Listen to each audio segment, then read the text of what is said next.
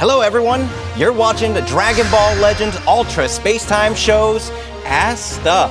Kuroken here, and I'll be your host for today's show. We've collected a ton of interesting questions from you, the Dragon Ball players, and today we'll be answering them here. And of course, we'll have Dragon Ball Legends game producer TOSHI as our guest to respond to all your questions. TOSHI. Hello everybody, my name is TOSHI. I'm the producer of Dragon Ball Legends and I'm very excited to be here today. As a representative of the dev team, TOSHI will be answering even the sharpest questions that you may have. I genuinely do not want to, but for the sake of everybody watching this, I'll try my best. And one more special guest is here with us. Let's see who it is. Let's do this! I'm game! Is that who I think it is? I think so, I hope so. Hi, how's it going, everybody? I'm Alejandro. I'm the voice of Shallot in Dragon Ball Legends. Nice to meet you guys. What a surprise. Alejandro's joining us in this Q&A session as a special guest. TOSHI, it looks like we'll be able to hear Shallot's voice live all day today. Oh, that's awesome. I have a question for Alejandro. What are your thoughts on the character Shallot? I love Shallot. I know, of course, I'm biased, but Maybe just a bit. Yeah, but I'm a real big fan of Shallot and learning more about his history, especially with Giblet. As each book and chapter comes out, it's really cool learning all of that and seeing little hints of things. And I'm like, is that what's happening? Wait, please. Because at heart, I'm a Dragon Ball fan, and getting to be Shallot is insane. Today, Alejandro will represent the players and throw all of the tough questions at TOSHI. So, are you ready? I'm paid to say yes. How about you, Alejandro? Leave it to me. There you go. There we go. So we have received as many as 1,700 questions this time. Do you think you can handle them all, TOSHI? No, dear God, no, not all. That would be crazy. But I will tell you guys that the development team, myself included, we literally went through all 1,700 freaking questions. We looked through them all, read them, and yes, I'll be honest, we kind of did cherry pick them for what to answer today, but we're gonna be as genuine as possible today. I can't wait to see what kind of questions we're going to have asked today. Perhaps we'll get to hear some inside stories that are only known to the management team, the dev team, maybe even to the voice actors, and there might be some all-new information that has yet to be revealed to the players. All right, with that, let's go ahead and start the Q&A time with Alejandro and TOSHI. So Alejandro, please give us the first question of the day. Ask stuff. All right, the first question of many. There have been a lot of changes, updates, improvements over the last few months. Thank you for that. Seriously, the loading time is amazing. Oh, thank God. But it seems like there's still a lot in the works.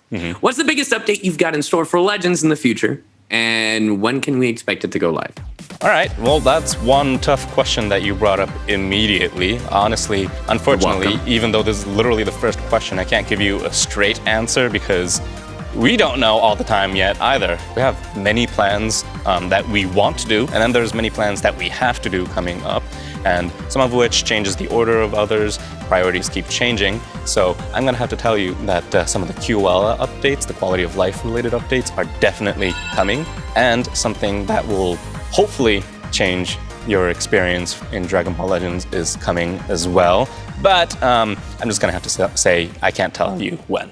Is there a certain update that you remember very fondly? I know there's been quite a few updates, but is there one in particular that you really love? I have actually two updates that I specifically, personally really like. One of which Alejandro mentioned earlier was the loading speed up, that it actually took quite a bit of time for the team to put into fruition, but I hope you guys literally feel the difference now with how much faster the game loads, how much faster everything moves on. And the second one that I personally like is the mission plan.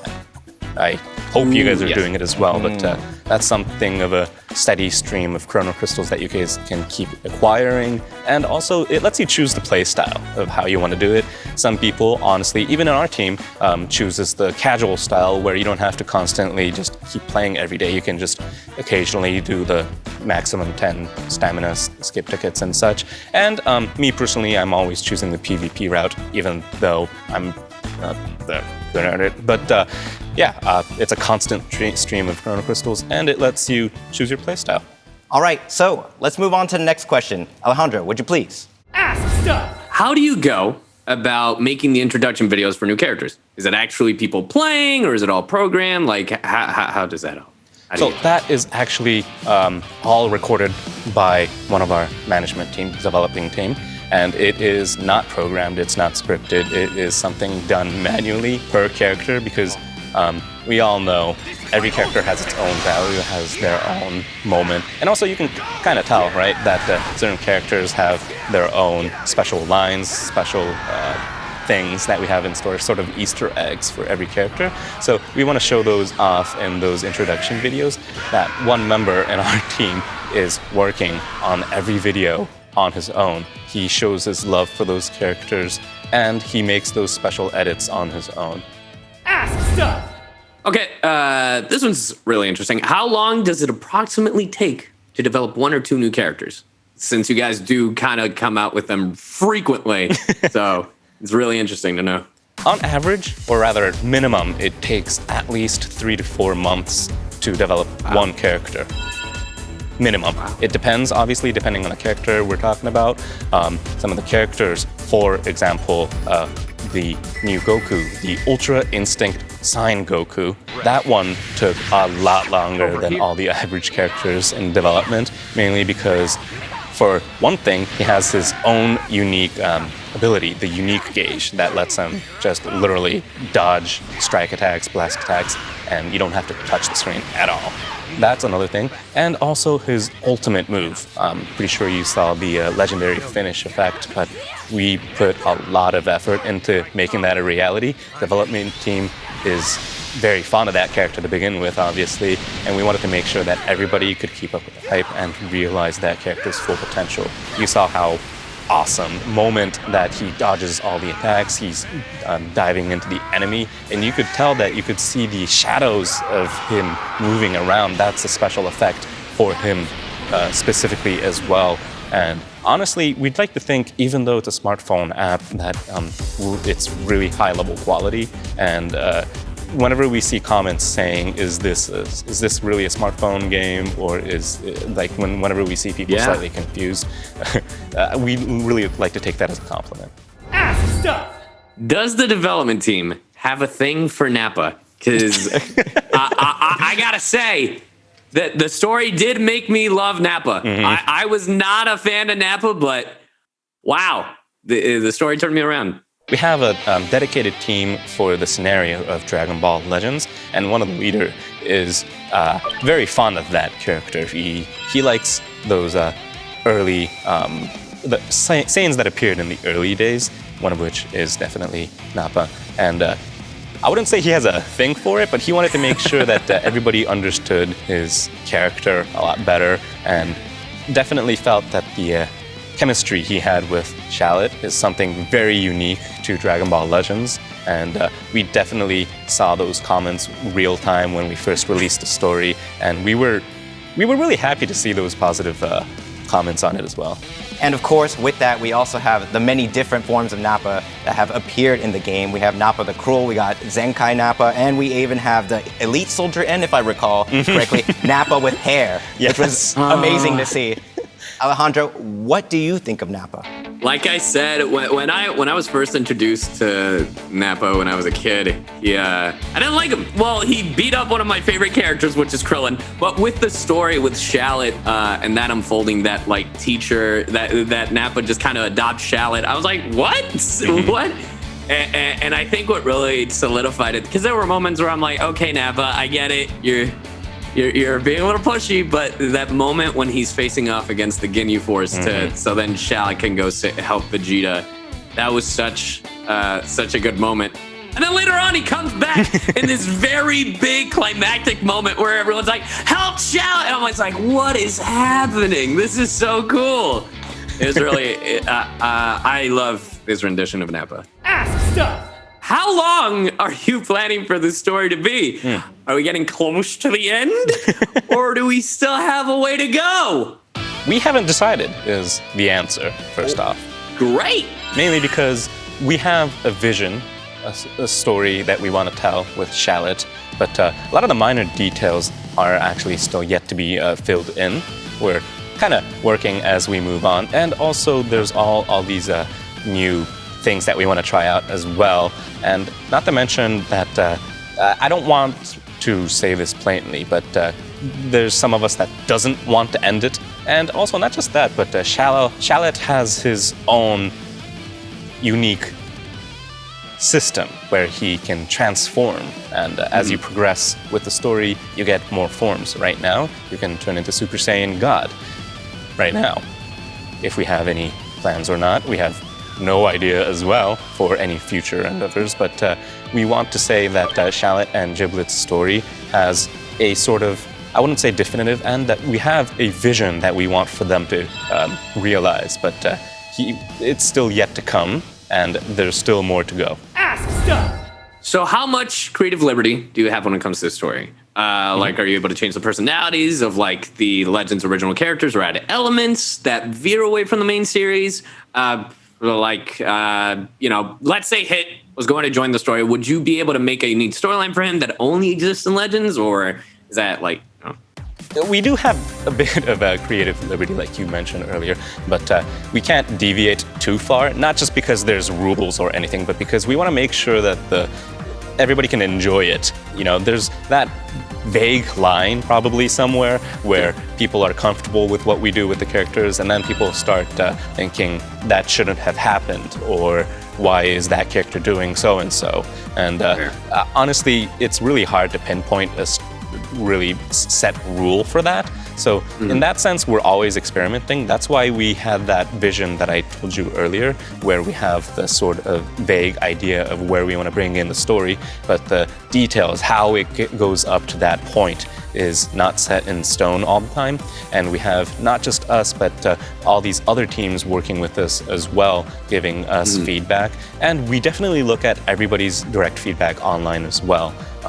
We have all these positive feedbacks regarding Shallot as well. And then there's always that one feedback that's not necessarily negative, but people telling us that they wanted to see certain things play out differently. So we try to look at things in multiple angles, and we try to make sure that there's no rule that binds us. And actually, everybody's very cooperative in that sense. Ask stuff! What do you think about current limit break mechanics and Zenkai Awakening? Genuinely speaking, I have my opinions, one of which is, in terms of the limit breaking, I still believe that what we did was the right course. There are lots of opinions about it, I understand, and I understand the sentiments of certain players, certain play styles, but at the end of the day, before that, prior to that change, especially when you were summoning, especially when you acquired those characters, it felt like the next upgrade was too far apart, and it didn't feel like it was very rewarding when you were summoning for that character. And not just that, but the gap between each upgrade felt too great. So at the end of the day, what we felt was necessary has been achieved in this method. We made that change knowingly, and one thing that if we were to do something similar in the future, we definitely have to be careful of is we didn't give anybody a heads up. We didn't have information prior to that change, even though it was a massive one of which influenced like the power levels in games. So I definitely remember like the feedback saying, why is this character's power level higher than this character? And numerically speaking, I totally understand that sentiment. I would definitely, like personally speaking, appreciate having my favorite character having a higher level than that of something else. So that sentiment, I would like to apologize for giving you guys like a roller coaster of a ride. But functionally speaking, I still stand by firmly that it was a necessary change. Zenkai Awakening, now that's an entirely different story. That is something that we're constantly working on. You guys actually, I hope, noticed, but like the environment itself is constantly changing, and certain ways of acquiring those characters are always changing. Like recently speaking, we added like the daily summons for the old Zenkai Awakening characters. You can summon it daily with 20 stones. We feel that's another step forward in providing easier way of acquiring those characters. And also we, just another big overhaul we made was just genuinely lowering the required number of stones for awakening characters. And we're definitely, I'm gonna say it outright, we're not comfortable with where we are right now in many senses. So it will keep changing, but we still feel that what we made, that difference is moving towards something positive. Ask stuff. With that, I think we have another question that's a little bit more on the technical side. Techniques like charge stepping and step combos Yes. have become integral to the game. But was it always your intention for that to happen? Like, did you know, or did you just see players and think, huh, you can do that? We still believe that it's not truly like an integral part of it. Definitely in the high tier skill level between players, it's something that people should be aware of, or would definitely greatly benefit them if they can utilize that skill. But the core aspect of the game is still about the combination between characters, what kind of team you have, what kind of equipments you have.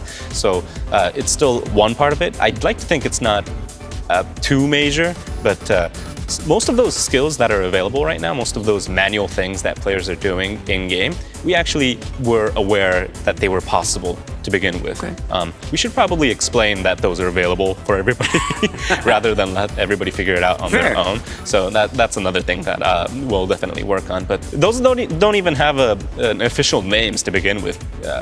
You know how some people call them differently, and it's it's a vague phrase flying around everywhere. So it's not even official, but we were aware that those were possible. And then there's sometimes characters that do things too excessively. Like early days, when the game first came out, Blue Sparking Pan was crazy. She would infinitely punch you, and it would just end you.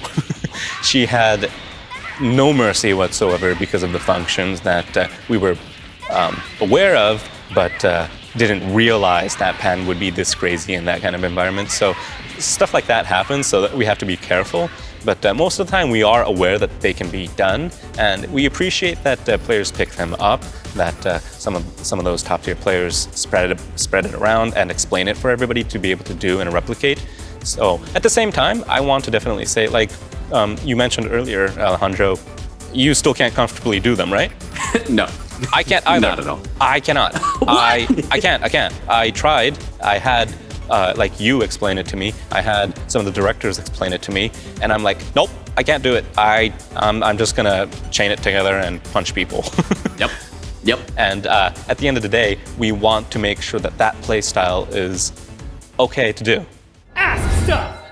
Can you raise the equipment hold limit? Oh God. Please, literally, as we were rehearsing for this, I'm playing Legends, and I'm like, oh, I can't continue this mission because my equipment list is full.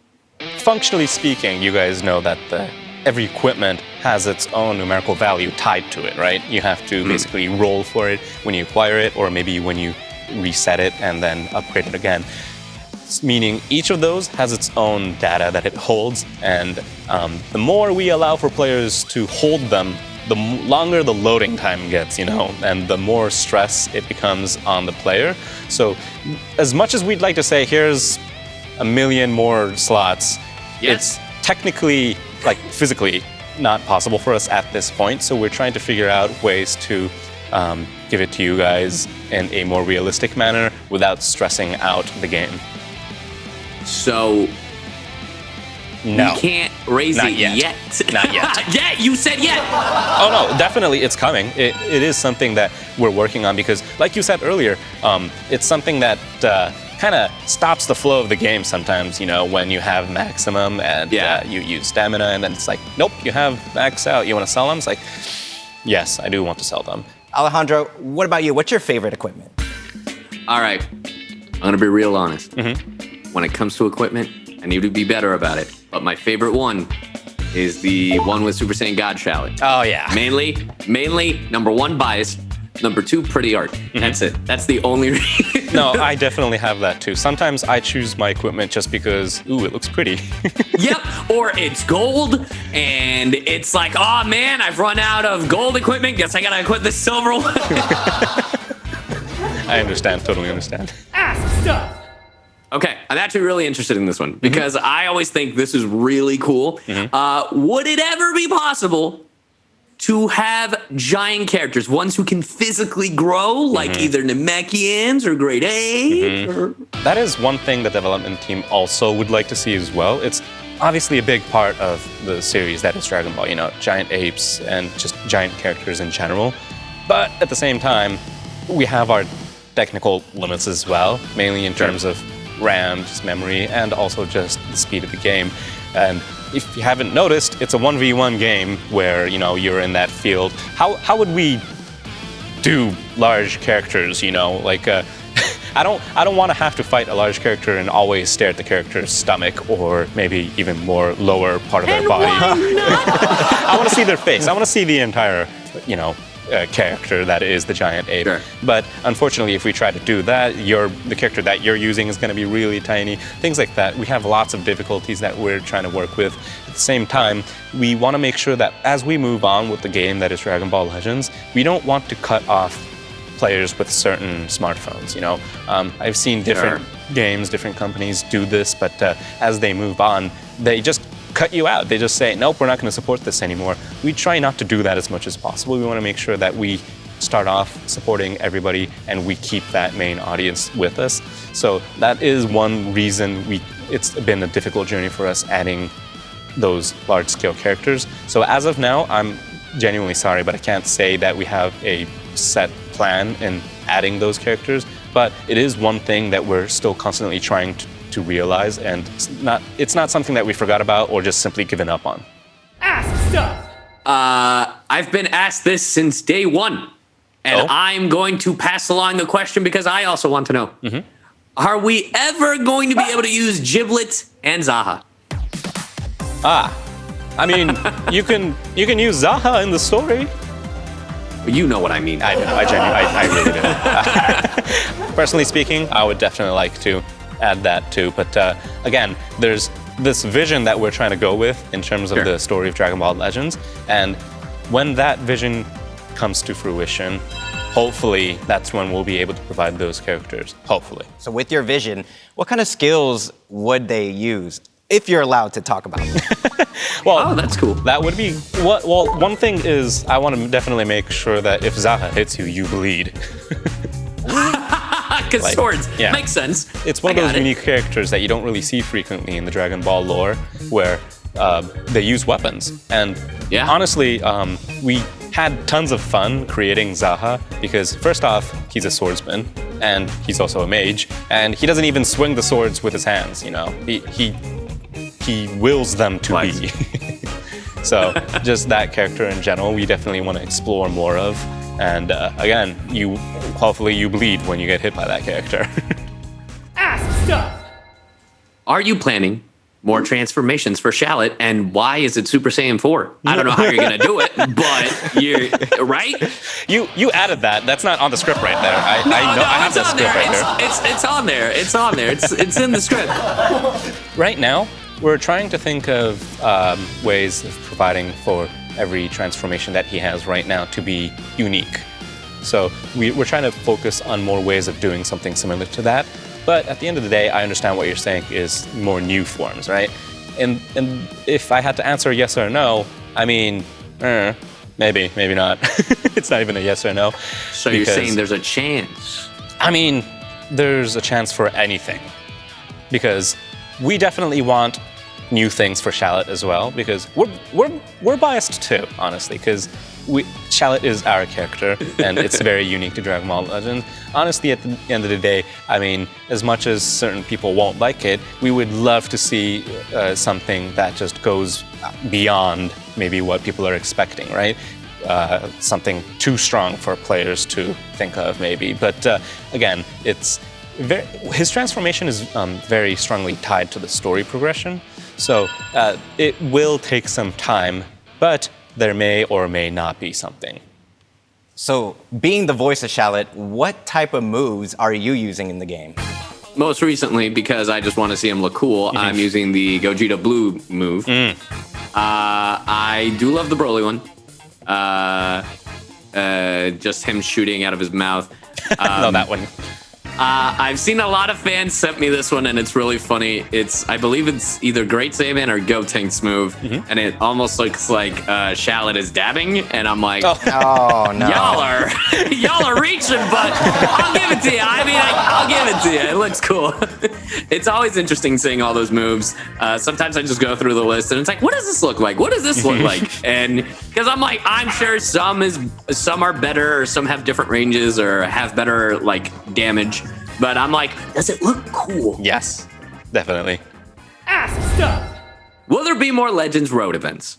Let me just start off and say there will be more events. There will be constant events that will try to provide as much as possible where players can acquire new characters that they don't have, you know.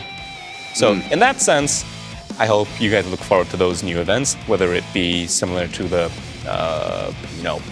map style event, or if it's a tower style event. So we have a few of those in plan as well constantly. In terms of Legends Road, that's a bit of a unique thing because they have their own tag, they have their own team. We're trying to focus on the characters that we have right now without adding too much into the fray because, as you might have noticed, we're Zenkai Awakening the old ones. So we'll worry about some new Legends Road characters probably after the old ones have been awakened. Ask stuff. With that, we can go ahead and dive into this next question, which is, I think, very important, especially for all of the players on PvP. Yeah, I was going to say, what measures are you going to be taking against cheating in the future? We occasionally have the in-game notices where we notify players about, improper ways of playing the game, about cheating, about unfair advantages and such. I want everybody to understand and know that we post those occasionally, but that doesn't mean that's the only time we, work on cheaters, work against cheaters. I hope everybody understands that every week, every season, we always look into the players and look at the data we have to make sure that everybody is in a healthy environment so that they can play PvP without having to worry about it. At the same time, it's something of an ongoing war between, us and the cheaters that, unfortunately, I don't think will ever end because they keep doing crazy creative things, which I wish they didn't, and we have to one-up them, and it's an ongoing war. So we always have new ideas, new technology, new things that's going on. At the same time, this is actually a delicate topic in that if we explain too much, we're giving the cheaters ideas and ways of averting those methods of anti-cheats. So we can't give you too much details on that just simply because that will give those guys an advantage. We only penalize and ban players that we are 100% sure of. There will never be an accident, as unfortunate as some people may say. If they have been penalized, it is due to a solid reason. We will never impose anything on players that seem suspicious simply because we have to look at it from all angles. We have all these data in our hand as well. And then sometimes we don't have the data as well, so that's why we can't judge properly. So we're trying our best, and at the same time, we understand your sentiments, and we will try to let you know whenever things happen without giving too much info away. But people might confuse the step moves that they've never seen before because they're like, what is happening? That is a good point. And it also kind of ties in with the connectivity as well because it is a smartphone app game, meaning many players will be either on their smartphone connection or Wi-Fi. And depending on where you live, where you are, what kind of connection you're using, it changes the experience drastically. That's another thing that we're constantly trying to improve as well. But at the same time, some people might feel that they've been disconnected on purpose or that the lag is due to the game. 99% it's not. It's usually the connection side. So, but of course that doesn't mean we're not gonna keep trying to improve. So I hope everybody understands that. Ask stuff. So this is something that I've done with friends and I've seen a lot of people do just for funsies. In PvP, will it be possible to have certain seasons that have restrictions? Like you can't have Ultra Instinct Goku, or you can't have I don't know, the powerful tag, just for examples. This is something that I think I mentioned like last year as well, something that's me personally I wanted to do, but haven't been able to do for numerous reasons. And I can't say that we're going to implement this in this time and so, but I will say that we have a special website prepared for everybody that they can use. It will be outside of the game, but it will have special tools for everybody to play the game in a different way, whether it be banning certain characters, or maybe the website will give you a special summon rule telling you what characters you can and cannot use and such. So the link will be available, I think, by the time this video is online. So I hope that everybody can try that out, play with their friends, or even maybe just try making some videos, watch other people do that. So that will be one major way of trying to play the game in a different way that you've never been able to. So PvP players, make sure that you are spicing up your content, and that special site will be up soon. Ask stuff. So we know that Shallot is a light character, and a lot of the units that get manipulated are dark element characters. Are we going to see more of those, more of light? Because as far as I know, right now, Shallot is the only light character. You guys have noticed that every character has their own element, their own color, right? We didn't want to tie it into any specific lore for obvious reasons, because, I mean, or else certain characters won't be able to get certain elements. In Shallot's case, we wanted to create a neutral color, mainly because we didn't want for players to think they didn't want to use this character because they would be weak against certain meta characters in terms of element. So we say light and dark, but at the end of the day, it's more like Shallot and story villains kind of element. So light will be definitely tied to Shallot uniquely. We have no plan whatsoever of increasing like available characters with that element, nor will we ever release a character with light element that people can use in PvP that's not Shallot, because then it would be a bit too strong, you know. At the end of the day, then people would just have 6 light characters in their party, and that would be bland and boring. So we don't want for that to happen. At the same time, we're definitely we don't have any plans of releasing dark characters available to be playable, mainly because, you know, it would be stronger against every other element, and that's another boring way to play, and that just ruins the sort of complex rock, paper, scissors kind of gameplay that we have going on. Is there any dark character that really stands out for you?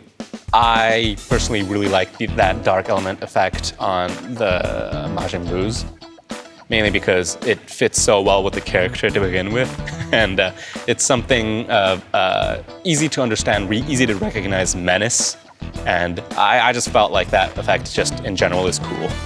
And how about yourself, Alejandro? I liked it on, and I'm gonna get hate for this, Ribrianne. Yeah, honestly, that was menacing in a different way. Yes, it was. Because that character, just genuinely speaking, is a very powerful character, just in terms of function. And then she's overloaded with that darkness, here to wreck you.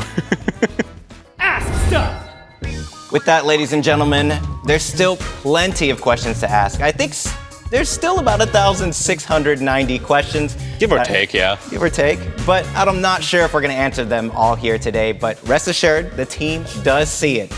And with that, we are going to have to wrap up. We hope you enjoyed the program as much as we did. In particular, I really like the talk about the advanced techniques. I'm always interested in PvP and about how the top tier players are thinking. How about you, Alejandro? I like the question about Super Saiyan 4 Shallot. Cut. No, in all seriousness, I actually really like the question about the gigantic transformations. I thought that was very informative. And honestly, a lot of these questions helped me out a lot with just information about Legends. You know, we do have the special guest, TOSHI, and of course, the voice actor, Shallot, Alejandro, but looking a little bit, I think I saw maybe another special guest. It looks like you have a couple of pets there. A few special guests. A few. I got 3 of them. One of them's barking downstairs. He's adorable. I have one right here. If you would like, I could turn the camera, but he's just in his cat bed, so I don't want to bother him. And the other one's somewhere around here. Oh, I see it. Oh, there's the other special guest. Ignore the dog toys on the ground. Thanks for working with us from your home. And finally, Toshi, is there any message you would like to give to the fans of Dragon Ball Legends?